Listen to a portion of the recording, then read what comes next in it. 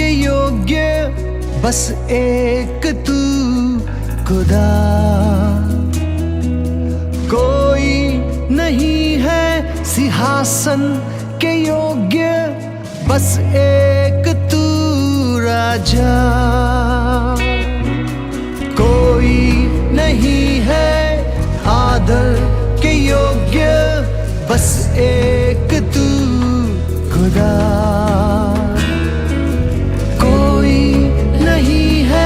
सिंहासन के योग्य बस एक तू राजा। सारा आदर सारी महिमा तुझको मिले यीशु। सारा आदर सारी महिमा तुझको मिले यीशु।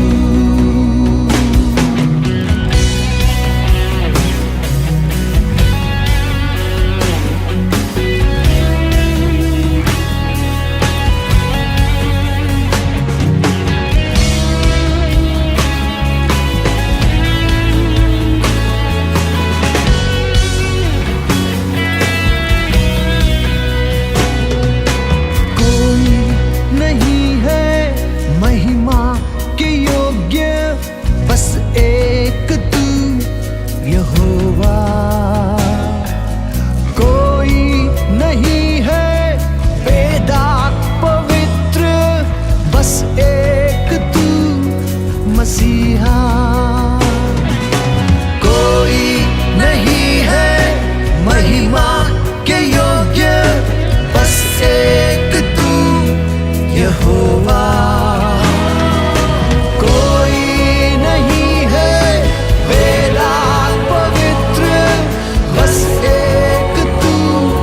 मसीहा सारा आदर सारी महिमा तुझको मिले यीशु।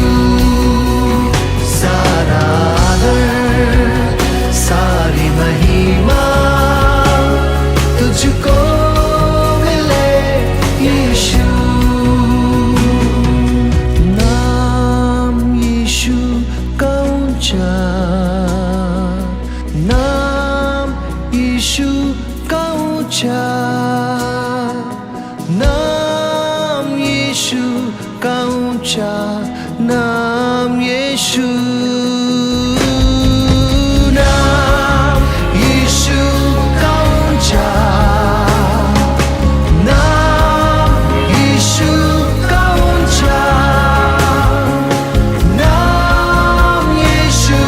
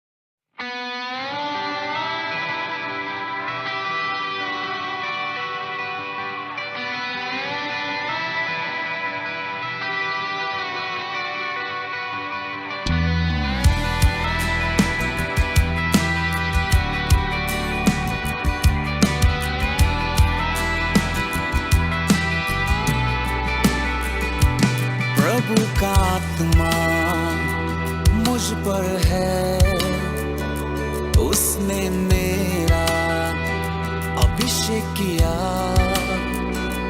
प्रभु का आत्मा मुझ पर है, उसने मेरा अभिषेक किया।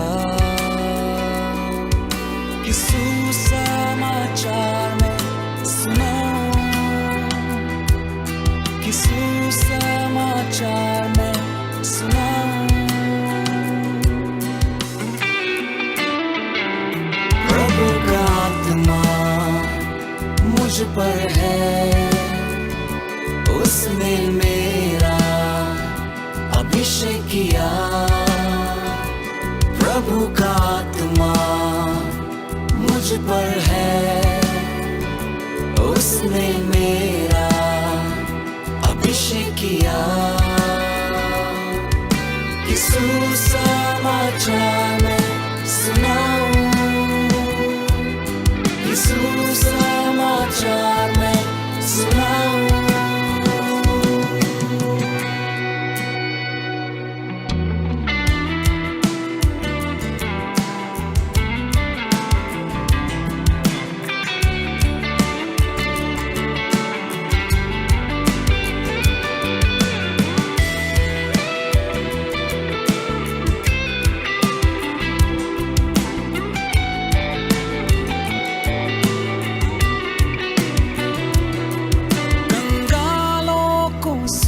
समाचार मिले, बंदियों को छुटकारा मिले, अंधों को दृष्टि मिले, कुचले हुए छुड़ाए जाए। कंगालों को सुसमाचार मिले, बंदियों को छुटकारा मिले, अंधों को दृष्टि मिले,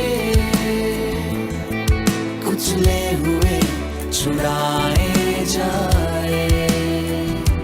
प्रभु का आत्मा मुझ पर है,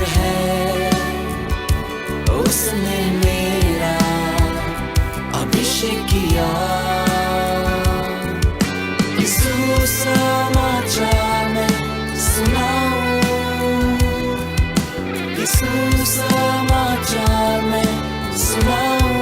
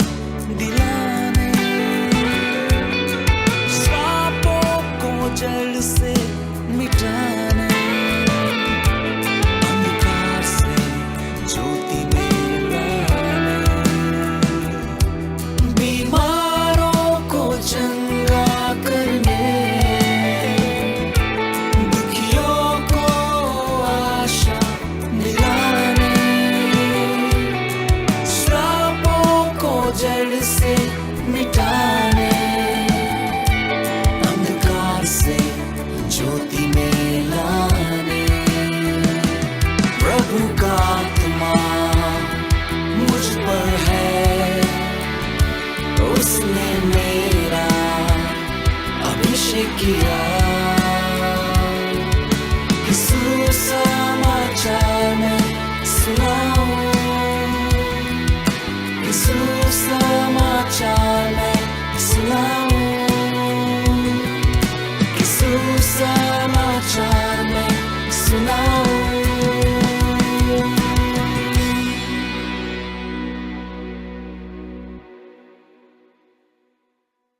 ગુડ ઇવનિંગ.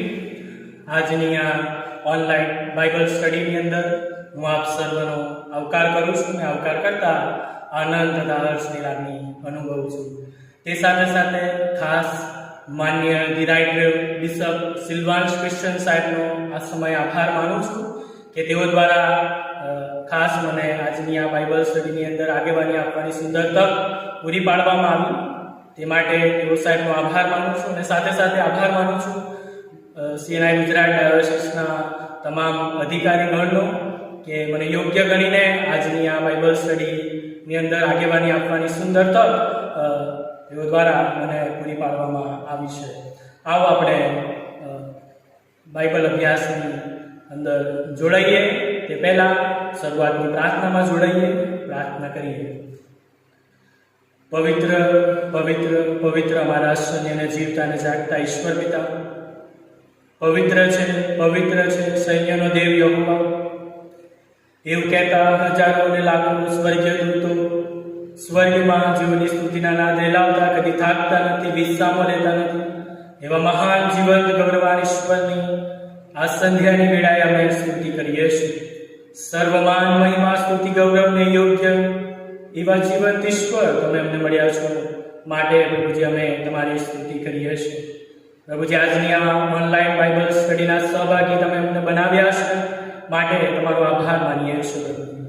પ્રભુજી ખાસ આજે અમે જે કંઈ પણ અભ્યાસ કરીએ પ્રભુજી, એ સર્વમાં પ્રભુજી અમે તમને માન મહિમા આપનાર પાત્ર બની શકીએ તેવું તમે થવા દેજો પ્રભુજી. તમે બોલો અને અમે સાંભળીએ પ્રભુજી. અમને સાંભળતા કાન અને ગ્રહણ કરતું હૃદય તમે પૂરા પાડો એવી અમારી અંતરની પ્રાર્થના છે. મુજબ પાત્રને પ્રભુજી તમારા વધસ્તંભની પછવાડે રાખો. મારા દ્વારા હું નહીં પણ તમે તમારું વચન પ્રભુજી સ્પષ્ટપણે પીરસો પ્રભુજી, તેને ભાંગો તોડો એવી અમારી અંતરની પ્રાર્થના છે. આજનો રાખી મૂકેલો આત્મિક માનના પ્રભુજી અમે પ્રાપ્ત કરનાર બની શકીએ તેવું તમે થવા દેશો. આ મારી પ્રાર્થના મારા ઉદ્ધાર કરતા સ્વામી પ્રભુ ઈસુ ખ્રિસ્તના નામમાં માંગીએ છીએ, માટે સાંભળો અને તેનો અંગીકાર કરજો. આમેન. આવો આપણે આ સમયે બાઇબલ વાંચનમાં જોડાવા માંગીએ છીએ. બાઇબલ વાંચનમાં જોડાઈશું. નવા કરારમાં સંત લૂકની લખેલી સુવાર્તા, તેનો 14મો અધ્યાય અને તેના 25મા વચનથી લઈને 35મા વચન સુધી પ્રભુના વચનો વાંચીએ તથા સાંભળીએ. પાના નંબર 75 ઉપર તે આપણને પ્રાપ્ત થશે. ત્યાં પ્રભુનું વચન આ પ્રમાણે જણાવે છે. હવે ઘણા લોકો તેની સાથે જતા હતા. તેઓને તેણે પાછા ફરીને કહ્યું કે જો કોઈ મારી પાસે આવે અને પોતાના બાપનો, માનો, પત્નીનો, છોકરાનો, ભાઈનો તથા બહેનનો, હા પોતાના જીવનો પણ દ્વેષ ન કરે તો તે મારો શિષ્ય થઈ શકતો નથી.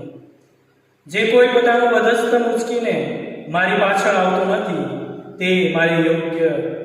તે મારો શિષ્ય થઈ શકતો નથી.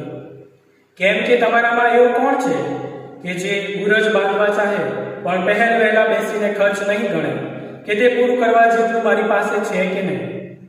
રખેને પાયો નાખ્યા પછી તે પૂરો કરી શકે નહીં. ત્યારે જેઓ જુએ તેઓ સર્વ તેની મશ્કરી કરવા લાગશે અને કહે કે આ માણસ બાંધવા લાગ્યો પણ પૂરું કરી શક્યો નહીં. અથવા કયો રાજા એવો છે કે જે બીજા રાજાની સામે લડાઈ કરવા જતા પહેલા બેસીને વિચાર નહીં કરે? જે 20,000 સૈનિકો લઈને મારી સામે આવે છે તેની સામે હું 10,000થી થઈ શકીશ કે નહીં? નહીં તો બીજો હજી ગણે વેગળે છે. એટલામાં તે એલચીઓને મોકલીને સલાહની શરતો પૂછશે.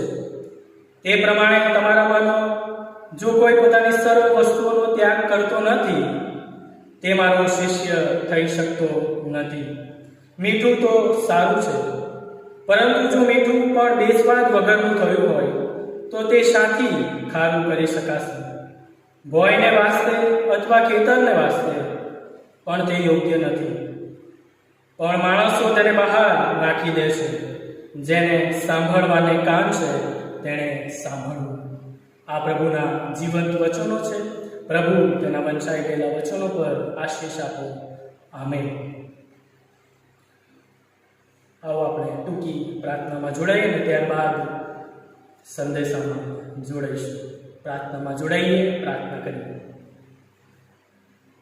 પવિત્ર પવિત્ર અમારા આશ્રય અને જીવતા અને જાગતા ઈશ્વર પિતા, આ પ્રભુજી અમે તમારા વચનોની આસપાસ અભ્યાસ કરવા માંગીએ છીએ, શીખવા માંગીએ છીએ, સમજવા માંગીએ છીએ. ત્યારે તમારું પવિત્ર આત્મા પ્રભુજી અમારી મધ્યે તમે વહેતો મૂકો.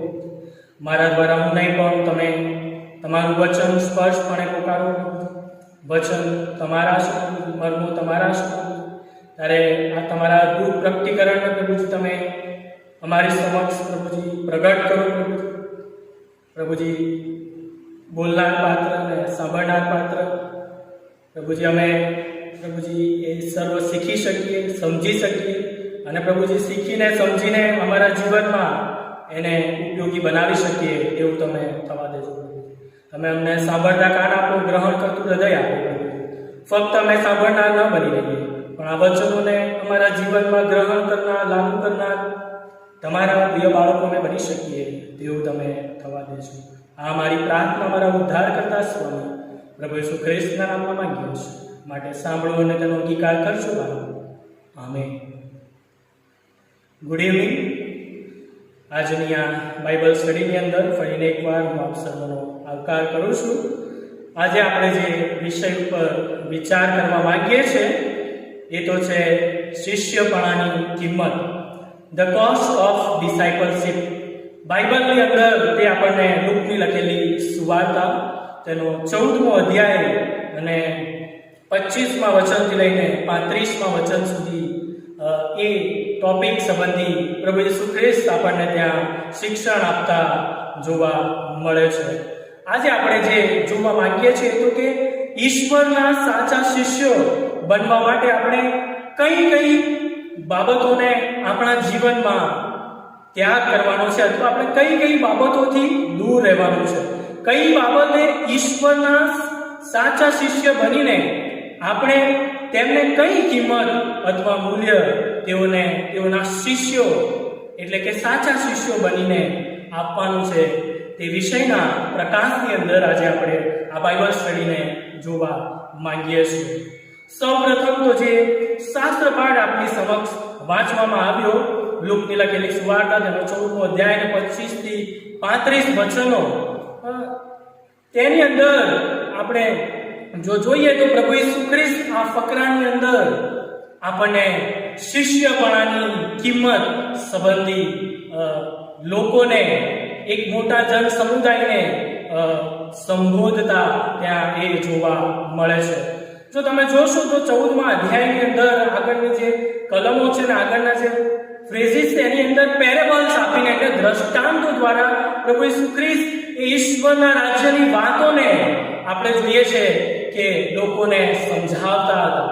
અને અહીંયા ગાડી 25મી કલમથી લઈને તો 35મી કલમની અંદર પ્રભુ ઈસુ ખ્રિસ્ત એ એક જ્યારે એ ઘણા ત્યાં લખવામાં આવ્યું છે 25મી કલમમાં, હવે ઘણા લોકો તેની સાથે જતા હતા, તેઓને તેણે પાછા ફરીને કહ્યું. એટલે એ પ્રભુ ઈસુ ખ્રિસ્ત એ ઘણા લોકોની સાથે એ જ્યારે ટ્રાવેલ કરી રહ્યા હતા ત્યારે એ સંદર્ભની અંદર પ્રભુ ઈસુ ખ્રિસ્ત એ ઈશ્વરના રાજ્યની સુવાર્તાને તેઓને પ્રગટ કરે છે. ઈશ્વરના રાજ્યની સુવાર્તા બીજાઓ સાંભળે અને એ દ્વારા તેઓ ઈશ્વરના રાજ્યના વારસ બની શકે, તેઓના શિષ્ય અને શિષ્યાઓ બની શકે, ઈશ્વરની પાછળ ચાલનાર સાચા શિષ્યો બની શકે. તે માટે એક અગત્યનું શિક્ષણ અહીંયા ગાડી આ કલમોની અંદર પ્રભુ ઈસુ ખ્રિસ્ત તેમને આપતા જોવા મળે છે. પ્રથમ તો પ્રભુ ઈસુ ખ્રિસ્ત શિષ્યપણાની કિંમત અથવા મૂલ્યના અનુસંધાનમાં બે બાબતો ત્યાં એ લોકોની આગળ, શિષ્યોની આગળ દર્શાવે છે. 26મી કલમની અંદર અને 27મી કલમની અંદર મને અને તમને એ બાબતો જોવા મળે છે. જો આપણે જોઈએ તો 26મી કલમની અંદર પ્રભુ ઈસુ ખ્રિસ્ત એ આપણને પોતાનો સ્વનકાર કરવાની વાત ત્યાં જણાવે છે. અને આગળ વધતા 27મી કલમની અંદર જો આપણે જોઈએ તો પ્રભુ ઈસુ ખ્રિસ્ત આપણને એમ કહે છે કે પોતાનો વધસ્ત મૂકીને મારી પાછળ તમે આવો. વ્યક્તિએ પૂરી સાવચેતીપૂર્વક અને દૂરંદેશી સાથે શિષ્યપણાની અંદર કેવી રીતે આગળ વધવાનું છે અને કઈ કઈ બાબત સંબંધી અને સાવચેતી રાખવાની છે એ સંદર્ભ મને અને તમને ત્યાં પ્રભુ ઈસુ ખ્રિસ્ત આપતા જોવા મળે છે. અને જો આ ફકરાની અંદર આપણે જો જોઈએ અને વિચાર કરીએ, ઇન્ટ્રોડક્શનના સ્વરૂપમાં જો જોઈએ તો જે 26મી કલમ છે ત્યાં પ્રભુ ઈસુ ખ્રિસ્ત પહેલી બાબતને રજૂ કરે છે કે પોતાનો સ્વનકાર કરવો. 27મી કલમમાં પ્રભુ ઈસુ ખ્રિસ્ત એ બાબતને રજૂ કરે છે કે દરરોજ પોતાનો વધસ્ત ઉંચકીને મારે અને તમારે તેમની પાછળ જવાનું છે. અને 28મી કલમથી લઈને 32મી કલમ સુધી પ્રભુ ઈસુ ખ્રિસ્ત એ ત્યાં એક્ઝામ્પલ આપીને સમજાવે છે કે એ બાબતની અગત્ય શું છે. અને ત્યારબાદ 33મી કલમની અંદર ત્રીજી એક બાબતને પ્રગટ કરે છે અને કહે છે કે શિષ્યપણાની કિંમતની અંદર ત્રીજી જે વસ્તુ મારે અને તમારે કરવાની છે એ તો છે કે પોતાનું સર્વસ્વ આપી દઈને ઈશ્વરની પાછળ ચાલવાનું છે. અને 35મી કલમની અંદર અને 34મી કલમની અંદર પ્રભુ ઈસુ ખ્રિસ્ત ફરીથી એક એક્ઝામ્પલ આપે છે, મીઠાનું, સોલ્ટનું એક્ઝામ્પલ આપીને ઈશ્વરના રાજ્ય એ કેવું છે એ બાબતને સમજાવે છે. અને ત્યારબાદ છેલ્લે 35મી કલમની અંદર જણાવે છે કે જેઓને સાંભળવાને કાન છે તેઓએ સાંભળવું, એટલે કે જેઓ આ બાબતોને સમજી શકે છે, ગ્રહણ કરી શકે છે, તેઓએ આ બાબતોને પોતાના જીવનની અંદર અનુકરણ કરવું જોઈએ. પ્રભુ ઈસુ ખ્રિસ્ત એ અહીંયા ગાડી આપણને આ બાબતો જે આપણે જોઈ એ સમજાવવાનો પ્રયત્ન કરે છે વાલાઓ. તો જો આપણે જોઈએ તો પ્રભુ ઈસુ ખ્રિસ્ત આ પૃથ્વી પર આવ્યા. પ્રભુ ઈસુ ખ્રિસ્તે મારા અને તમારા માટે એક કાલ્વરીના વધસ્તંભ ઉપર પોતાનો પ્રાણ અર્પી દીધો અને આ જગત પર એટલો બધો પ્રેમ કર્યો. પ્રભુ ઈસુ ખ્રિસ્તે જે પ્રેમ કર્યો છે એ પ્રેમના અનુસંધાનમાં આપણે પણ એમને આધીન થવાનું છે, આપણે પણ એમની પાછળ ચાલવાનું છે. એ સંદર્ભને અહીંયા ગાડી પ્રગટ કરવામાં આવેલો છે. જો હવે આપણે જોઈએ તો તારણ, સાલ્વેશનની વાત આપણે કરીએ તો તારણ એ મફત છે, પણ તેમ છતાં પણ એની ચોક્કસ એક કિંમત પ્રભુ ઈસુ ખ્રિસ્તે વધસ્તંભ ઉપર ચૂકવી દીધી છે. આજથી 2020 વર્ષ પહેલા પ્રભુ ઈસુ ખ્રિસ્ત એ મારા અને તમારા માટે એ આડા અને ઊભા લાકડા ઉપર વિંધાઈ ગયા. આપણા તમામ પાપોને તેઓ ઉપર તેમણે લઈ લીધા અને એ વધસ્તંભના ક્રૂર મરણને પ્રભુ ઈસુ ખ્રિસ્ત શરણ થયા. યોહાન 3:16 જે બાઇબલનો મધ્યવર્તી વિચાર છે એ આપણને એમના પ્રેમની વાતને પ્રગટ કરે છે. ત્યાં લખવામાં આવ્યું છે, કેમ કે દેવે જગત પર એટલી બધી પ્રીતિ કરી કે તેણે પોતાનો એકાકી જનિક દીકરો આપ્યો. એ સારું કે જે કોઈ તેના પર વિશ્વાસ કરે તેનો નાશ ન થાય, પણ તે અનંત જીવન પામે, એટલે કે તારણ પામે. અને તારણ એ મને અને તમને એમ જ મળી જતું નથી, એની માટે કિંમત ચૂકવી પડે છે, જે પ્રભુ ઈસુ ખ્રિસ્તે ચૂકવી છે. અને મારે અને તમારે પણ તેમને આપણી જીવન યાત્રાની અંદર, આપણી વિશ્વાસ યાત્રાની અંદર આપણે તેમને અગ્રસ્થાન આપવાનું છે, તેમને પ્રથમ સ્થાન આપવાનું છે. એ બાબત સમજાવે છે મને અને તમને. એ બાબત સમજાવવા માટે અહીંયા ગાડી પ્રભુ ઈસુ ખ્રિસ્ત આ ફકરાની અંદર લોકોને સંબોધીને એ બાબત ત્યાં કહેવા માંગે છે. હવે જો આપણે જોઈએ તો આપણને પ્રશ્ન થાય કે તારણ એ કિંમતી, મફત છે, તેમ છતાં પણ કેમ કિંમતી છે? તો એ સમજવા માટે હું તમને એક ઉદાહરણ આપું તો તમે આપણે આપણા મનમાં કલ્પના કરીએ કે આપણે માઉન્ટ એવરેસ્ટ ફરવા માટે જવું છે, પણ આપણી પાસે નાણાં નથી. આપણે માઉન્ટ એવરેસ્ટ તમે જુઓ કે જે ચાઇનાની અંદર, નેપાળમાં આવેલો છે, ત્યાં આપણે જવું છે અને એની ઉપર ચડવું છે, પણ આપણી પાસે એની પાસેની ચોક્કસ કિંમત નથી. ત્યાં જવાનો કોસ્ટ અથવા ખર્ચ આપણે ઉપાડી શકતા નથી. પણ અને આપણે ત્યાં જવું છે ને તેની ઉપર ચડવું છે, પણ આપણામાં એ આત્મવિશ્વાસ પણ નથી કે આપણે તેની ઉપર ચડી શકીશું. કેમ કે ઘણા બધા મોટા મોટા ક્લાઇમ્બર્સો એની ઉપર ચડે છે, ચડવૈયાઓની ઉપર ચડી જાય છે. આપણે તો એ ચડવા માટે ટ્રેન થયેલા નથી. પણ એવા સંજોગોની અંદર, પરિસ્થિતિની અંદર હવે તમે એવું ધારો કે તમને ત્યાં જવા માટેનો એક સ્પોન્સર મળી જાય છે, એનો ખર્ચ ઉપાડી લે છે, ત્યાં જવા માટેનું ટ્રાવેલિંગ ટિકિટ્સ પણ તમને આપી દે છે અને પ્રોત્સાહન આપે છે કે તમે ત્યાં ઉપર ચડી શકો છો. અને એ તમને પોઝિટિવલી જો એ બાબત તમને કહે છે તો તમે એ જવાને માટે તૈયાર થશો. અને એ માઉન્ટ એવરેસ્ટ ગમે તેટલો મોટો હોય, તમે જુઓ તો હમણાં 2020 ની અંદર એની પીક બતાવવામાં આવી છે કે 8,08,084 માઇલ જેવું કંઈક એ ઊંચો છે.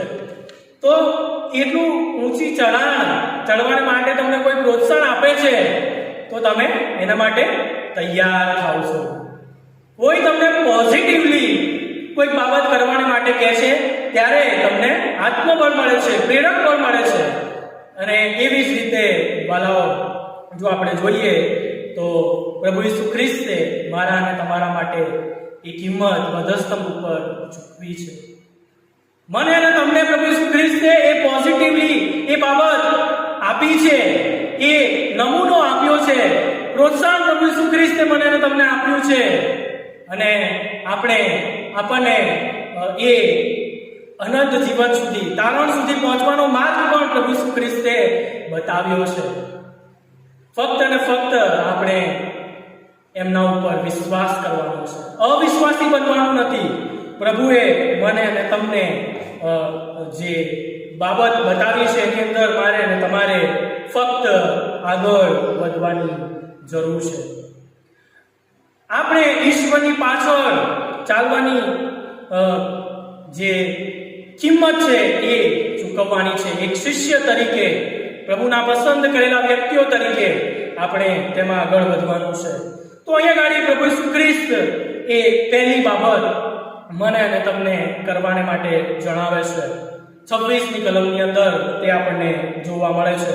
ત્યાં લખવામાં આવ્યું છે, જો કોઈ મારી પાસે આવે અને પોતાના બાપનો, માનો, પત્નીનો, છોકરાનો, ભાઈનો તથા બહેનનો, હા પોતાના જીવનો પણ દ્વેષ ન કરે તો તે મારો શિષ્ય થઈ શકતો નથી. પ્રભુ ઈસુ ખ્રિસ્ત એ મને અને તમને સેલ્ફ ડિનાયની વાત અહીંયા ગાડી કરતા જોવા મળે છે. ડિનાય યોરસેલ્ફ, પોતાનો સ્વનકાર કરવાની વાત ત્યાં પ્રભુ ઈસુ ખ્રિસ્ત મને અને તમને કરતા જોવા મળે છે. પોતાનું મૂકી દેવાની વાત. જ્યારે આપણને કોઈક આવી વાત કરે કે જ્યારે જે પોતાનું છે અને જે આપણું છે એ આપણે તજી દેવાનું છે, મૂકી દેવાનું છે, ત્યારે આપણને આશ્ચર્ય લાગે. આપણને એવું થાય કે આ વ્યક્તિ કયા પ્રકારની વાત કરી રહ્યો છે, કેવી વાત કરી રહ્યો છે. અહીંયા ગાડી આપણને આશ્ચર્ય પમાડનારું આ વાક્ય પ્રભુ ઈસુ ખ્રિસ્ત દ્વારા જોવા મળે છે. પણ એ મને અને તમને પોઝિટિવલી એ બાબત સમજાવવા માંગે છે કે હું અને તમે જો ઈશ્વરના સાચા શિષ્ય બનવા માંગીએ છીએ તો આપણે પોતાનો સ્વનકાર કરવાનો છે. પ્રથમ ઈશ્વરને મારા અને તમારા જીવનોની અંદર સ્વીકારવાના છે, અપનાવવાના છે, એમને અપનાવી લેવાના છે. જો આપણે કોઈકને અપનાવી લઈએ છીએ તો જ આપણે કોઈકની ઉપર પ્રેમ દર્શાવી શકીએ છીએ. અને આ બાબત પર જો આપણે જોઈએ, વિચાર કરીએ, પ્રભુ ઈસુ ખ્રિસ્ત આપણને એ આશ્ચર્ય પ્રમાણનારી વાત ત્યાં પ્રથમ કલમની અંદર જણાવે છે. અને તેઓ આપણને સમજાવવા માંગે છે કે આપણે તેઓ પ્રત્યે નિષ્ઠા રાખવાની છે, પ્રેમ રાખવાનો છે. અને એ પ્રેમની અંદર આપણે આગળ વધવાનું છે. અને આપણે જો જોઈએ તો ત્યાં આપણને એ બાબત સ્પષ્ટપણે પ્રભુ ઈસુ ખ્રિસ્ત જણાવતા જોવા મળે છે. કારણ કે પ્રભુ ઈસુ ખ્રિસ્ત જેવા મારે અને તમારે બનવાનું છે. પ્રભુ ઈસુ ખ્રિસ્ત જેવા બનવું એટલે કે ફિલિપીઓનો પત્ર તેનો 2 અધ્યાય અને 5મી અને 8મી કલમ પ્રમાણે ખ્રિસ્ત ઈસુનું મન જેવું હતું એવું તમે પણ કરો. પ્રભુ ઈસુ ખ્રિસ્તનું મન એ નમ્ર હતું, પ્રભુ ઈસુ ખ્રિસ્ત બીજાઓ પ્રત્યે નમ્રતાથી વર્તતા હતા. પ્રભુ ઈસુ ખ્રિસ્તે તેઓની જાહેર સેવાની અંદર એ નમ્રતાને, એ એમના અલગ અલગ પ્રકારના જે ગુણો હતા એ ગુણોને આપણી સમક્ષ મૂક્યા છે. એક નમૂનેદાર અસરકારક જીવનશૈલી જે હું અને તમે ઉપજાવવા માંગીએ છીએ, એ પ્રભુ ઈસુ ખ્રિસ્તે એ નમૂનો મને અને તમને આપ્યો છે. તો ખ્રિસ્ત ઈસુનું મન જેવું હતું એવું તમે પણ રાખો, એવું પ્રભુ મને અને તમને જણાવે છે. અને તે સાથે આપણે જોઈએ તો નમ્રતાની વાત પ્રભુ ઈસુ ખ્રિસ્તે એ વધસ્તંભ ઉપર નમ્ર બનીને એ સર્વ પોતા ઉપર લઈ લીધું. યશાયા 53 અને 7ની કલમ પ્રમાણે એ ઘેટી વધ કરવાને માટે લઈ જવામાં આવે છે એવો નમ્ર પ્રભુ ઈસુ ખ્રિસ્ત એ મારા અને તમારા માટે એ બની ગયા. અને અહીંયા ગાડી એ બાબત પ્રભુ મને અને તમને સમજાવવા માંગે છે કે સાચા શિષ્ય તરીકે આપણે પણ એ બાબત આપણા જીવનોની અંદર લાગુ કરવાની જરૂર છે. વાલા, બીજી અગત્યની બાબત એ જ કલમના અંત ભાગમાં પ્રભુ ઈસુ ખ્રિસ્ત જણાવે છે કે પોતાના જીવનો પણ દ્વેષ ન કરે તો તે મારો શિષ્ય થઈ શકતો નથી. પોતાના જીવનો પણ દ્વેષ ન કરે એટલે કે અહીંયા ફરી પ્રભુ ઈસુ ખ્રિસ્ત પ્રત્યેની આપણી નિષ્ઠા, પ્રેમની વાત ત્યાં આવે છે. જ્યારે આપણે પ્રભુની પાછળ ચાલીએ છીએ ત્યારે ઘણી બધી બાબતો બને છે. જો આપણે જોઈએ કે પોતાના જીવનો પણ દ્વેષ નથી કરતો, તો આપણે જો દાખલો જોઈએ તો આપણને એ બાબત જોવા મળે છે કે જો આપણે જોઈએ તો માથીની લખેલી સુવાર્તા તેનો 7મો અધ્યાય ને 13મી અને 14મી કલમમાં ત્યાં લખવામાં આવ્યું છે કે પ્રભુ પાછળ ચાલવાનો માર્ગ કેવો છે.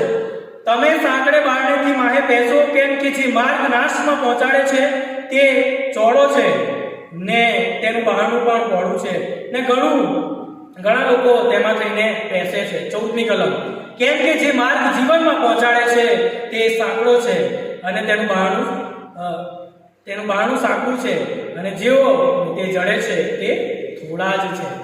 પ્રભુ ઈસુ ખ્રિસ્તની પાછળ હું અને તમે જ્યારે ચાલીએ છીએ, તેમને આપણા જીવનમાં સ્વીકારીએ છીએ ત્યારે બે બાબતો એ આકાર લે છે, બે બાબતો એ થાય છે. એક, જ્યારે આપણે પ્રભુની પાછળ ચાલવાનો પ્રયત્ન કરીએ છીએ ત્યારે દુઃખો આવે છે, સતાવણીઓ આવે છે, સંકટો આવે છે, મુશ્કેલીઓ આવે છે. અને બીજી બાબત જે થાય છે કે આપણે આશીર્વાદ પણ પ્રાપ્ત કરીએ છીએ. બે બાબતો આપણને જોવા મળે છે. અને આપણે જોઈએ છે કે સતાવણીઓ તો પ્રભુ ઈસુ ખ્રિસ્તની પાછળ તેઓના શિષ્યો જ્યારે ચાલતા હતા ત્યારે તેમને પણ ઘણી બધી સતાવણીઓનો સામનો કરવો પડ્યો હતો.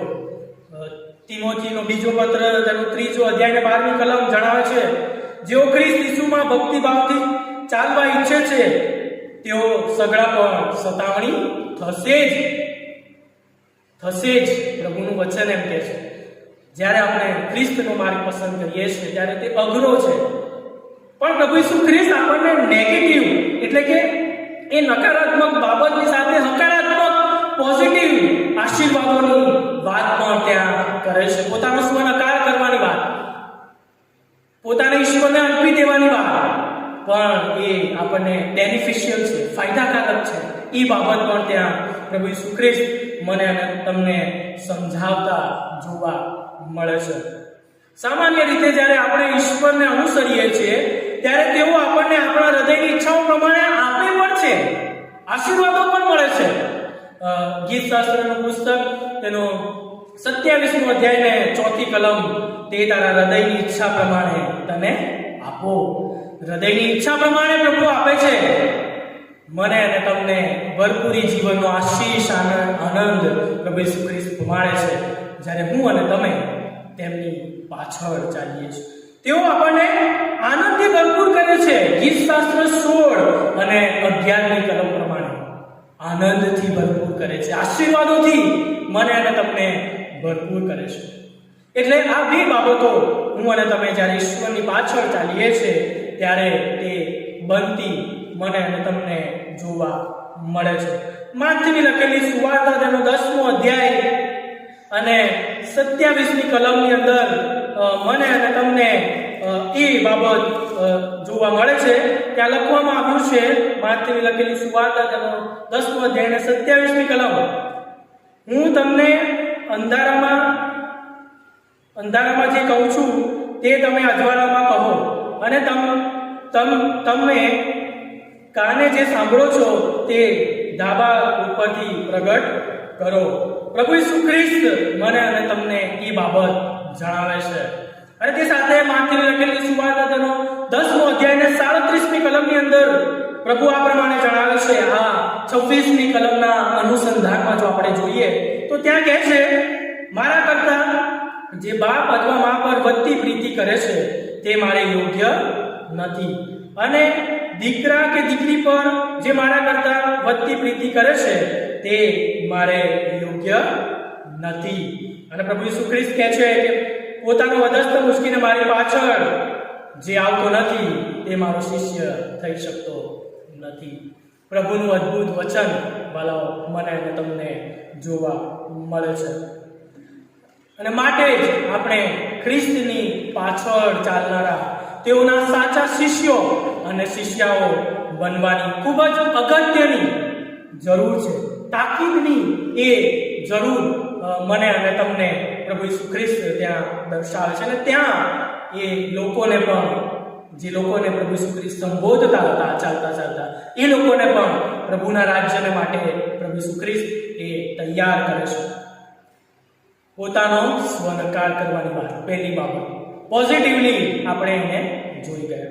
બીજી બાબત છે કે પોતાનો વધસ્તંભ દરરોજ ઉંચકવો. 27મી કલમ પ્રમાણે, જો કોઈ પોતાનો વધસ્તંભ ઉંચકીને મારી પાછળ આવતો નથી તે મારો શિષ્ય થઈ શકતો નથી. Carry your cross daily. We should carry our cross daily. પ્રભુ ઈસુ ખ્રિસ્તે મને અને તમને અહીંયા ગાડી એ બાબત સમજાવી છે કે આપણે પોતાનો વધસ્તંભ ઉચકીને ખ્રિસ્તની પાછળ દરરોજ જવાનું છે. હવે જો આપણે જોઈએ તો આ વિચાર વધસ્તંભ ઉચકવાની વાત, વધસ્તંભ પ્રભુ ઈસુ ખ્રિસ્તે પણ ઉચક્યો. જ્યારે એમને કાલ્વરીના એ વધસ્તંભ ઉપર ચડવામાં આવ્યા, એ ગલગથા ટેકરી ઉપર લઈ જવામાં આવ્યા, એ પહેલા યરુશલેમની અંદર એ માર્ગોની અંદર એ પોતાનો વધસ્તંભ ઉચકીને ચાલ્યા. એ બાબત મને અને તમને ખબર છે. એ બોજો, એ મારા અને તમારા પાપો પ્રભુ ઈસુ ખ્રિસ્તે પોતા ઉપર લઈ લીધા. વધસ્તંભની જો આપણે વાત કરીએ ને તો વધસ્તંભનું મૃત્યુ એ ખૂબ જ અઘરું અને બહુ કારકું મૃત્યુ હતું. It was very painful death. એ બહુ જ પેઇનફુલ હતું. એ સમયની અંદર રોમન સામ્રાજ્યની અંદર ક્રૂરમાં ક્રૂર મરણ એ ગણાતું હતું. અને એ મરણ મારા અને તમારા માટે પ્રભુ ઈસુ ખ્રિસ્તે એ કાલ્વરીના વધસ્તંભ ઉપર સહન કર્યું. પ્રભુ ઈસુ ખ્રિસ્તને હાથની અંદર ખીલ્લા ભોંકવામાં આવ્યા, પગની અંદર ખીલ્લા મારવામાં આવ્યા, અને એ આડા અને ઊભા લાકડા ઉપર તેમને વધસ્તંભ પર ચડી દેવામાં આવ્યા. એ પેન એ પ્રભુ ઈસુ ખ્રિસ્તે મારા અને તમારા માટે સહન કર્યું. It was a slow death. A slow મરણ હતું, ધીરું મરણ, કે જે વેદના એ વ્યક્તિ જ્યારે વધસ્તંભ ઉપર લટક્યો હોય ત્યારે એને જે વેદના થાય એની તમે કલ્પના પણ ન કરી શકો. એવું મરણ પ્રભુ ઈસુ ખ્રિસ્તે મારા અને તમારા માટે પોતા ઉપર લઈ લીધું. એ પ્રેમ પ્રભુ ઈસુ ખ્રિસ્તે મારા અને તમારા ઉપર દર્શાવ્યો છે. માટે પ્રભુ ઈસુ ખ્રિસ્ત કહે છે અહીંયા કે જો કોઈ પોતાનો વધસ્તંભ ઉચકીને મારી પાછળ આવતો નથી તે મારો શિષ્ય થઈ શકતો નથી. પ્રભુએ જે કિંમત ચૂકવી છે એવી કિંમત મારે અને તમારે પણ ચૂકવવાની છે. આપણી અભિલાષાઓ, આપણી લાગણીઓ, આપણા જે જગીક આપણું જે જોડાણ છે એનાથી દૂર થઈને આપણે ખ્રિસ્તની પાછળ ચાલવાનું છે. ખ્રિસ્તના સાચા શિષ્યો મારે અને તમારે બનવાનું છે. એ બાબત પ્રભુ ઈસુ ખ્રિસ્ત મને અને તમને ત્યાં સમજાવવા માંગે છે. પણ મેં જેમ કહ્યું એમ કે આપણે જ્યારે ખ્રિસ્તની પાછળ ચાલવા માંગીએ છીએ ત્યારે સતાવનારાઓ પણ આવે છે. રોમનોનો પત્ર તેનો 12મો અધ્યાય 14મી કલમ પ્રમાણે ત્યાં લખવામાં આવ્યું છે, તમારા સતાવનારાઓને આશીર્વાદ આપો, આશીર્વાદ જ આપો, શ્રાપ આપતા નહીં. પ્રભુ ઈસુ ખ્રિસ્ત જ્યારે વધસ્તંભ ઉપર હતા ત્યારે જો તમે જુઓ તો જે સિપાહીઓ હતા તેઓ દ્વારા તેમના ઉપર થૂંકવામાં આવ્યું, તેમને મુક્કીઓ મારવામાં આવી, તેમની ઠઠ્ઠા મસ્કરી કરવામાં આવી, તેમની સતાવણી તેઓ કરતા હતા. તેમ છતાં પણ પ્રભુ ઈસુ ખ્રિસ્ત શું કહે છે કે તેઓને એ બાપ તેઓને માફ કર, કેમ કે તેઓ જાણતા નથી કે તેઓ શું કરે છે. પ્રભુએ તેમને આશીર્વાદ જ આપ્યો. પ્રભુ ઈસુ ખ્રિસ્ત એ મને અને તમને એ નમૂનો આપે છે કે તમારા સતાવનારાઓને તમે આશીર્વાદ આપો. પ્રભુના સાચા શિષ્ય બનવાની વાત ત્યાં મને અને તમને જોવા મળે છે. પિત્તરનો પહેલો પત્ર 4 અધ્યાયની 19મી કલમ પ્રમાણે, માટે જેઓ દેવની ઈચ્છા પ્રમાણે દુઃખ વેઠે છે તેઓ સારું કરીને પોતાના આત્માઓને વિશ્વાસુ થવાને ઉત્પન્ન કરીને સોંપી દે છે. દેવની ઈચ્છા પ્રમાણે ચાલવું એટલે દરરોજ પોતાનો વધસ્તંભ ઉચકવાની વાત. ગોડ્સ વિલ પ્રમાણે ચાલવું, ઈશ્વરની ઈચ્છા પ્રમાણે. ઈશ્વરની ઈચ્છા શું છે? અહીંયા ગાડી પ્રભુ ઈસુ ખ્રિસ્ત એ બાબતને પ્રગટ કરે છે. આપણે ઈશ્વરની ઈચ્છા પ્રમાણે ચાલવાનું છે, ત્યારે જ આપણે ઈશ્વરના સાચા શિષ્ય બની શકીએ છીએ. અને આ બાબત સ્પષ્ટપણે પ્રભુ ઈસુ ખ્રિસ્ત મને અને તમને જણાવે છે. ઈશ્વરની ઈચ્છા પ્રમાણે ચાલવું, તારણ પામવું. તારણની જો આપણે વાત કરીએ ને તો તારણ પામવું એટલું સહેલું નથી. તારણ પામવાની જે પ્રક્રિયા છે એ બહુ ડિફિકલ્ટ છે, અઘરી છે. આપણે ધારી લઈએ કે આપણે જીવનમાં પ્રભુનો સ્વીકાર કરી લીધો, તારણ નવો જન્મ પામી લીધા, દરરોજ પ્રાર્થના કરીએ છીએ, દરરોજ ઈસુની વાત સાંભળીએ છીએ, પણ એનાથી તારણ મળતું નથી. દરરોજ ઈશ્વરની પાછળ ચાલવાથી તારણ પ્રાપ્ત થાય છે. દરેક પરિસ્થિતિની અંદર, દરેક સંજોગોની અંદર, જેવી પરિસ્થિતિ છે એ સંજોગો પરિસ્થિતિની અંદર જ્યારે આપણે એ દુઃખોને વેઠીને ઈશ્વરની પાછળ ચાલીએ છીએ ત્યારે આપણે એ પ્રક્રિયાની અંદર પાર ઉતરી શકીએ છીએ. સાલ્વેશનની જે પ્રોસેસ છે એ બહુ ડિફિકલ્ટ છે. તારણ પામવાની પ્રક્રિયા, તારણ એક પ્રક્રિયા છે, ઇટ્સ એન પ્રોસેસ. અનંત જીવન સુધી આપણી વિશ્વાસ યાત્રામાં જ્યારે આપણે પ્રભુને આધીન બનીએ છીએ, પ્રભુની ઈચ્છા પ્રમાણે વર્તીએ છીએ, પ્રભુએ જે મને અને તમને બાઇબલની અંદર પ્રકટીકરણ આપ્યું છે, એમના જે વચનો આપ્યા છે, એ વચનો પ્રમાણે જ્યારે હું અને તમે વર્તીએ છીએ, બીજાઓને એમણે મને અને તમને જે નમૂનો આપ્યો છે એ નમૂનો આપીએ છીએ. આપણા જીવનની અંદર આપણી એ જે વર્તણૂક છે, આપણો વ્યવહાર છે, એની અંદર મને અને તમને જે બાબતો બીજાઓ જોઈ શકે છે, ત્યારે મને અને તમને તારણ પ્રાપ્ત થાય છે, ત્યારે મને અને તમને સાચા ઈશ્વરની ઓળખ પ્રાપ્ત થાય છે, ત્યારે હું અને તમે એ સાચા ઈશ્વરના સાચા શિષ્યો બની શકીએ છીએ. અને પ્રભુ ઈસુ ખ્રિસ્ત મને અને તમને એ બાબત અહીંયા સમજાવવા માંગે છે 27મી કલમ પ્રમાણે. જે કોઈ whomsoever, જે કોઈ પોતાનો વધસ્તંભ ઉચકીને મારી પાછળ આવતો નથી તે મારો શિષ્ય થઈ શકતો નથી. પ્રભુના શિષ્ય બનવા હું અને તમે માંગીએ છીએ તો આ વસ્તુઓ મારે અને તમારે છોડવી પડશે, એનો ત્યાગ કરવો પડશે. એ 100% શ્યોર છે. અને પ્રભુ ઈસુ ખ્રિસ્ત એ મને અને તમને એ નમૂનો આપીને ગયા છે.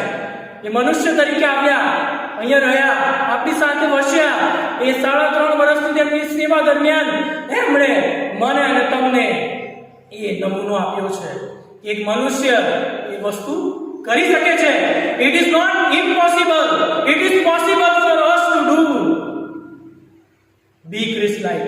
ઈશ્વરના જેવા બનવાની વાત, ઈશ્વર સમાન બનવાની વાત નહીં, પણ ઈશ્વરના જેવા બનવાની વાત, તેઓના શિષ્યો બનવાની વાત, તેઓના સાચા શિષ્ય બનવાની વાત પ્રભુ મને અને તમને અહીંયા ગાડી જણાવે છે. અને ત્યારબાદ જો આપણે જોઈએ તો 28મી કલમની અંદર એક્ઝામ્પલ પણ મને અને તમને પ્રભુ ઈસુ ખ્રિસ્ત આપતા જોવા મળે છે. અને એક્ઝામ્પલ આપે છે 28મી કલમમાં.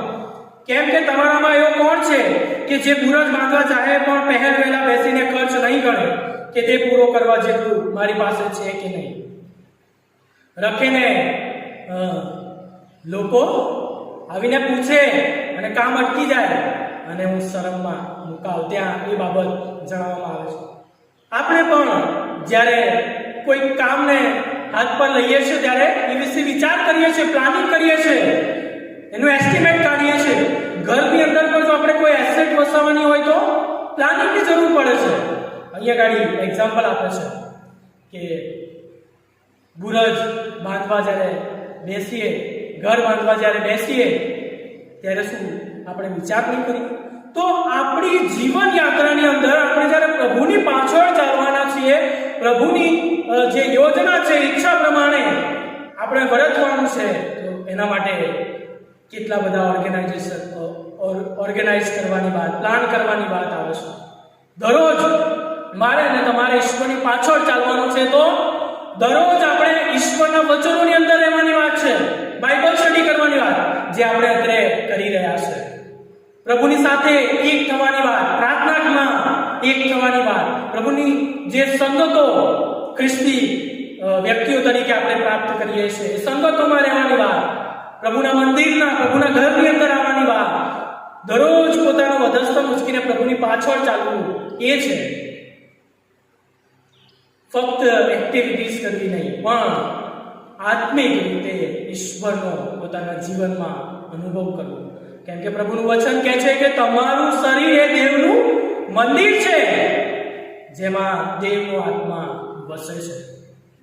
છેલ્લી અગત્યની બાબત જો આપણે જોઈએ, સમયના અનુસંધાનમાં આપણે આગળ વધી રહ્યા છે, તો છેલ્લી બાબત જોઈએ તો પ્રભુ 33મી કલમની અંદર આપણને એ બાબત જણાવે છે. એટલે ત્યાં જણાવે છે કે પોતાનું સર્વસ્વ અર્પી દેવું. સેલ્ફ, આપણે પોતે ઈશ્વરને અર્પાઈ જવાની વાત, સંપૂર્ણ સ્વાર્પણ, ટોટલ કમિટમેન્ટની વાત પ્રભુ ઈસુ ખ્રિસ્ત અહીંયા 33મી કલમની અંદર કરે છે. કમિટેડ રહેવાની વાત, ઈશ્વરને કમિટેડ રહેવાનું છે મારે અને તમારે. એ સંદર્ભ અહીંયા ગાડી પ્રભુ ઈસુ ખ્રિસ્ત 33મી કલમની અંદર મને અને તમને જણાવે છે. તે પ્રમાણે તમારામાંનો જે કોઈ પોતાની સર્વ વસ્તુનો ત્યાગ કરતો નથી, તે મારો શિષ્ય થઈ શકતો નથી. સર્વ વસ્તુઓનો ત્યાગ કરતો નથી. એટલે અન્ય ગાડી પ્રભુ ઈસુ ખ્રિસ્ત જે સર્વ વસ્તુઓની વાત કરે છે કે આ જગતનું ભૌતિક જોડાણથી આપણે દૂર રહેવાનું છે. જગતની અંદરની જે બાબતો છે એનાથી મારે અને તમારે દૂર રહેવાનું છે. પહેલો યોહાન તેનો 2 અધ્યાય ને 15 અને 16મી કલમ પ્રમાણે ત્યાં લખવામાં આવ્યું છે, જગત પર અથવા જગતના માના પર પ્રેમ રાખો. જો કોઈ જગત પર પ્રેમ રાખે તો તેનામાં પિતા પરનો પ્રેમ નથી. કેમ કે જગતમાં જે સર્વ છે એટલે દૈહિક વાસના તથા આંખોની લાલસા તથા જીવનનો અહંકાર તે પિતાથી નથી પણ જગતથી છે. પણ અગત્યની વાત 17મી કલમમાં પ્રભુ જણાવે છે, જગત તથા તેની લાલસા જતા રહે છે, પણ જે દેવની ઈચ્છા પૂર્ણ કરે છે તે સદા રહેશે. દેવની ઈચ્છા જે પૂર્ણ કરે છે એ સદા રહેશે. જગતથી મારે ને તમારે દૂર રહેવાનું છે અને આ જગતની સંપત્તિનો ત્યાગ કરવાનો છે, જગતના નાશવંત માનવનો ત્યાગ કરવાનો છે. કેમ કે સંપત્તિની જો વાત કરીએ તો પ્રભુ ઈસુ ખ્રિસ્ત એમ કહે છે કે ધનવાન માણસને ઈશ્વરના રાજ્યમાં પહોંચવું એ કેટલું અઘરું છે. પ્રભુ ઈસુ ખ્રિસ્ત એ બાબત જણાવે છે કે ઊંટને સોયના નાકામાં થઈને પસાર થવું એ સહેલું છે, પણ ધનવાન વ્યક્તિને, શ્રીમંત વ્યક્તિને ઈશ્વરના રાજ્યમાં પ્રવેશ કરવો એ બહુ અઘરું છે. અને જગતના નાશવંત માનવોનો આપણે ત્યાગ કરવાનો છે. એ સંભાવિત બાબત પ્રભુ ઈસુ ખ્રિસ્ત મને અને તમને ત્યાં જણાવે છે. શિષ્યના જીવનની અંદર અડચણ લાવનાર આ બધી બાબતોને પ્રભુ ઈસુ ખ્રિસ્ત દૂર કરવાની વાત ત્યાં કરે છે. અને 100% સંપૂર્ણપણે મારે અને તમારે ઈશ્વરને અર્પિત થવાનું છે. એ બાબત મને અને તમને ત્યાં જોવા મળે છે. માટે આ બધી જ બાબતો આપણને એ બાબત સમજાવવા માંગે છે કે આપણે ઈશ્વરને આધીન થવાનું છે. ઈશ્વરને આપણા જીવનની અંદર પ્રથમ સ્થાન આપવાનું છે. દરરોજ પોતાનો વધસ્ત મૂકીને તેઓની પાછળ મારે અને તમારે ચાલવાનું છે અને પોતાનું સંપૂર્ણ સમર્પણ 100% કમિટમેન્ટ મારે અને તમારે ઈશ્વરને કરવાનું છે. અને ત્યારે જ આપણે ઈશ્વરના સાચા શિષ્ય બની શકીએ છીએ. પ્રભુ આપણી પાસે શિષ્યપણાની કિંમત અથવા મૂલ્ય માંગે છે અને આપણે ઈશ્વરના પસંદ કરેલા લોકો તરીકે ઈશ્વરની તે બાપની ઈચ્છા પ્રમાણે દરરોજ વર્તવાનું છે અને એ સ્વર્ગીય આશીર્વાદોને પ્રાપ્ત કરવાના છે. ખ્રિસ્ત પાછળ ચાલવું એ ખૂબ અગત્યનું અને જરૂરી છે. શિષ્યો જ્યારે અહીંયા પૃથ્વી પર હતા ત્યારે એઓ પણ દેવની પાછળ જ્યારે ચાલવાનું પસંદ કર્યું, નક્કી કર્યું, પસંદગી થઈ, ત્યારે તેઓએ તેમનું સગડું મૂકી દીધું, તજી દીધું અને ખ્રિસ્તની પાછળ તેઓ ચાલવા લાગ્યા. લૂકની લખેલી સુવાર્તા તેનો 5મો અધ્યાયના 28 અને 27 કલમ પ્રમાણે ત્યાં આપણે જોઈ શકીએ છીએ કે એક લેવી એ સગડું મૂકીને ખ્રિસ્તની પાછળ ચાલવાનું પસંદ કરે છે. લૂક 5 અને 11 પ્રમાણે ત્યાં લખવામાં આવ્યું છે કે પિત્તર, યોહાન અને ભાઈ આંદ્રિયા એ આપણે જોઈએ છે કે પોતાનો જે ધંધો રોજગાર હતો, જેમનો બિઝનેસ હતો, જે ફિશિંગનો, જે માછીમાર તરીકેનો અને જે હોડીઓ અને જે બાબતો હતી એ સર્વ મૂકી દઈને ખ્રિસ્તની પાછળ ચાલવાનું પસંદ કરે છે. લૂક 5 અને 11 પ્રમાણે હોડીઓને કાંઠે લગાવવા પછી તેઓ બધું મૂકીને તેની પાછળ ગયા. શિષ્યો તરીકે ઈશ્વરને ફોલો કરવું, ઈશ્વરને અનુસરવું, ઈશ્વરને પૂરેપૂરું 100% સમર્પિત થવું એ બહુ અગત્યનું અને જરૂરી બની જાય છે. લૂક 18 અને 22ની કલમની અંદર આપણને એક શ્રીમંત અધિકારીની વાત જોવા મળે છે કે જે ઈશ્વરની પાસે આવે છે, પ્રભુની પાસે આવે છે. લૂકની લખેલી સુવાર્તા તેનો 18મો અધ્યાય જો તમે જોશો તો ત્યાં એક અધિકારી તેને પૂછે છે કે ઉત્તમ ઉપદેશક, અનંત જીવનનો વારસો પામવા માટે હું શું કરું? અને ઈસુ ત્યાં તેને ઉત્તર આપે છે કે તું આજ્ઞાઓ, ત્યાં તેને પૂછે છે કે શું તું આજ્ઞાઓ પાળે છે? શું તું 10 આજ્ઞાઓ પ્રભુની આજ્ઞાઓ પ્રમાણે વર્તે છે કે નહીં? એ બાબત ત્યાં તેને પ્રભુ ઈસુ ખ્રિસ્ત બતાવે છે અને કહે છે કે હું સગડું કરું છું. અને પ્રભુ ઈસુ ખ્રિસ્ત તેને એક જ બાબત કહે છે કે ઈસુ તેને કહે છે 24મી કલમની અંદર, ઈસુ તેના ઉપર તેની સામે જોઈને તેને કહે છે જેઓની પાસે સંપત્તિ છે તેઓને દેવના રાજ્યમાં બેસવું કેટલું અઘરું છે, અને કહે છે તારું જે છે એ સગડું વેચી દઈને મારી પાછળ આવ. અને આપણે જોઈએ છે કે ત્યાં એ અધિકારી નિરાશ થઈ જાય છે, હતાશ થઈ જાય છે, કેમ કે એનું જોડાણ એની સંપત્તિ સાથે એ જગીક જોડાણની અંદર હતો, માટે તે નિરાશ થઈ જાય છે. ભલા આપણે એ કિંમત ચૂકવવાની છે, આપણે ઈશ્વરની પાછળ ચાલવાનું છે. એ બાબત મને અને તમને આ વચનોની અંદર જોવા મળે છે. તો આ વચનો દ્વારા પ્રભુ આપણી સાથે વાત અને વ્યવહાર કરે.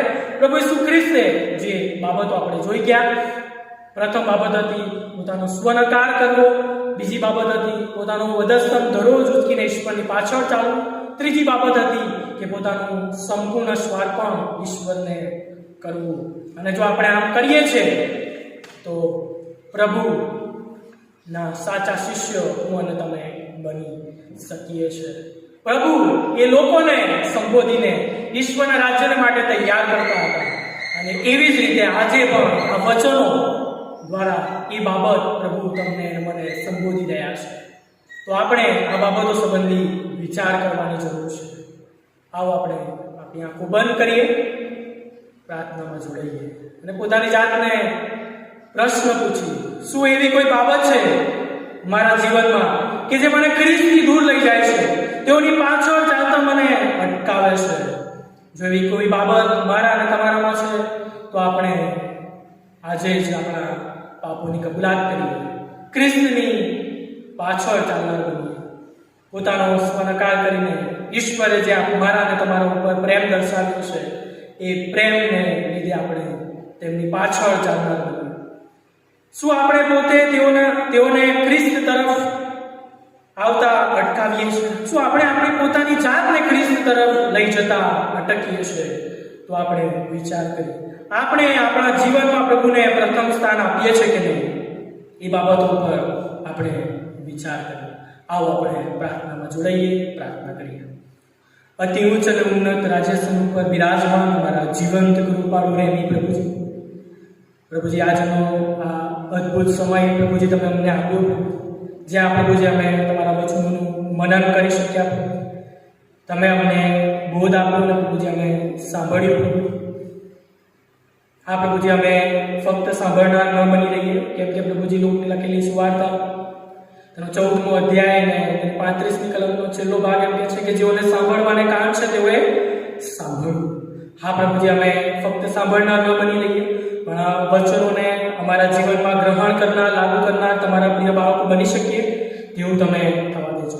પ્રભુજી, વચનો તમારા છે, મર્મો તમારા છે, ત્યારે પ્રભુજી આ વચનો પ્રમાણે વર્તનાર તમારા પ્રિય શિષ્યો અમે બની શકીએ તેવું તમે થવા દેજો. હા પ્રભુજી, અમે પોતાનો સ્વનકાર કરીએ, દરરોજ પ્રભુજી પોતાનો વધસ્ત મુશ્કીને તમારી પાછળ ચાલીએ, તમારા સાચા શિષ્યો બનીએ, પોતાનો સંપૂર્ણ સ્વાર્પણ તમને કરી શકીએ. માટે પ્રભુજી તમે અમને તૈયાર કરો. આજની આ બાઇબલ સ્ટડીને પ્રભુજી તમે આશીર્વાદિત કરી છે, માટે પ્રભુજી અમે સર્વ તમારો આભાર માનીએ છીએ. આ મારી પ્રાર્થના મારા ઉદ્ધારકર્તા સ્વામી પ્રભુ ઈસુ ખ્રિસ્તના નામમાં માંગીએ છીએ, માટે સાંભળો અને તેનો અંગીકાર કરશો. આમેન. Thank you.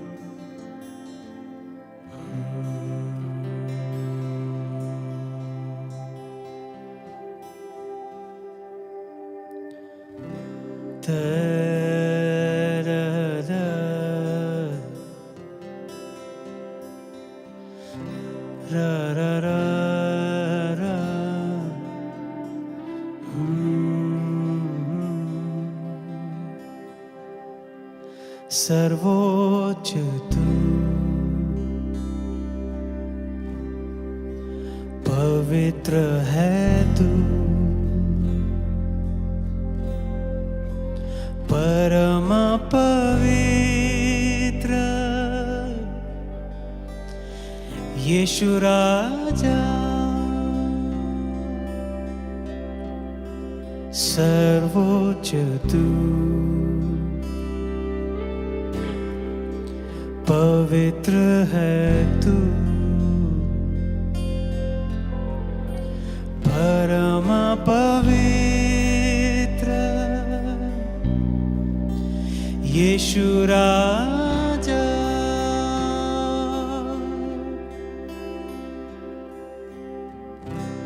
तू सर्वोच्च है, तू पवित्र है, परम पवित्र यीशु राजा,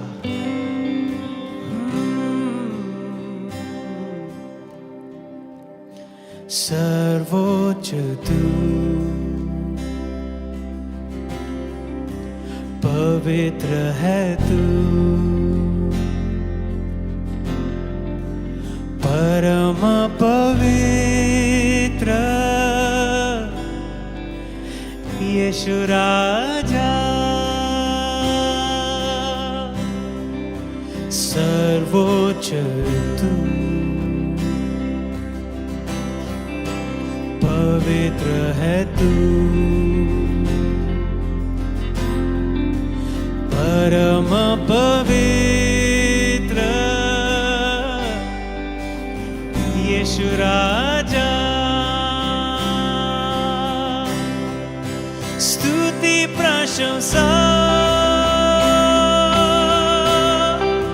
सब हो तेरा, सुंदर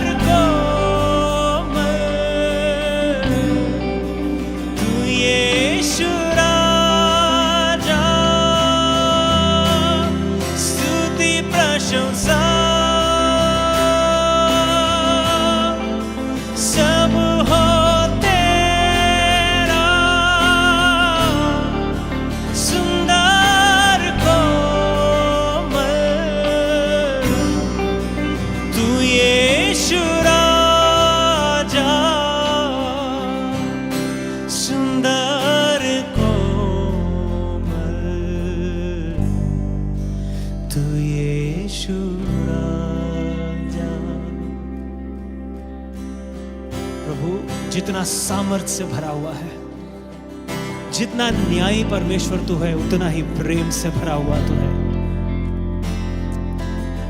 जितना ऊंचा है, विराजमान है सबसे ऊंचा तू, उतना ही हमारे दिलों में तू बसता है, हमसे प्रेम करता है। ऐसा मेरा यीशु है, ऐसा मेरा यीशु है। सर्वोच्च तू, पवित्र है तू, परम पवित्र यीशु राजा। स्तुति प्रशंसा सब हो तेरा, सुंदर कोमल तू यीशु राजा। स्तुति प्रशंसा सब हो तेरा, सुंदर कोमल तू यीशु राजा।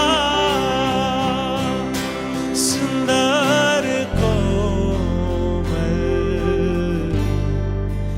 तू यीशु राजा। सुंदर कोमल तू यीशु राजा। हाँ प्रभु, सुंदर सुंदर कोमल तू यीशु राजा। सुंदर कोमल तू यीशु राजा।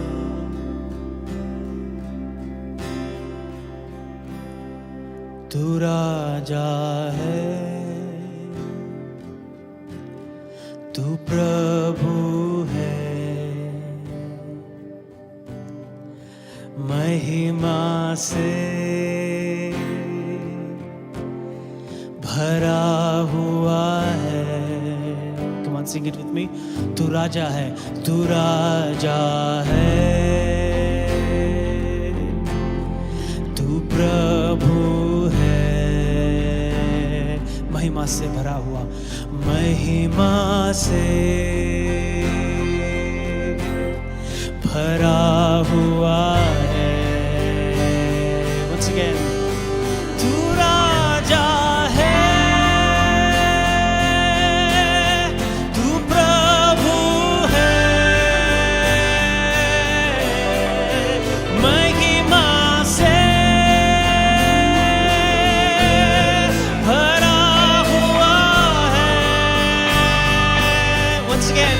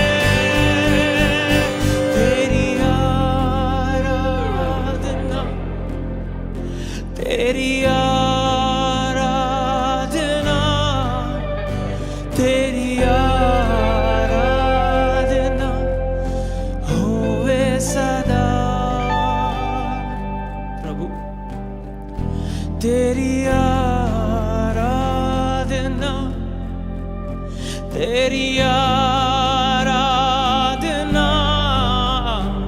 तेरी आराधना होवे सदा, हमेशा हमेशा हमेशा, ओ हमेशा हमेशा तेरी आराधना होवे सदा। ओ राना मामांदे राना मामांदे राना मामांदे, शोरा राना मारे सारा ला रा मारे, शारा ला रा ला ला रा ला ला रा ला, शारी नाना मामांदे।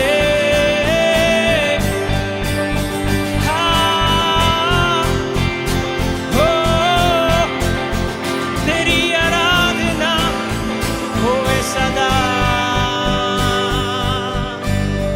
तू राजा है,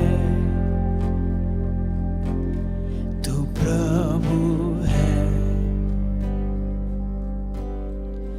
महिमा से भरा हुआ है। हाँ, तू महिमा से भरा हुआ है, तू राजा है, तू प्यार से भरा हुआ है, तू न्यायी है, तू सबसे उत्तम, सबसे अच्छा, सबसे ऊंचा है। इस आराधना को ग्रहण कर स्वीकार कर यीशु, यीशु मसीह के नाम से मांगते हैं, आमीन।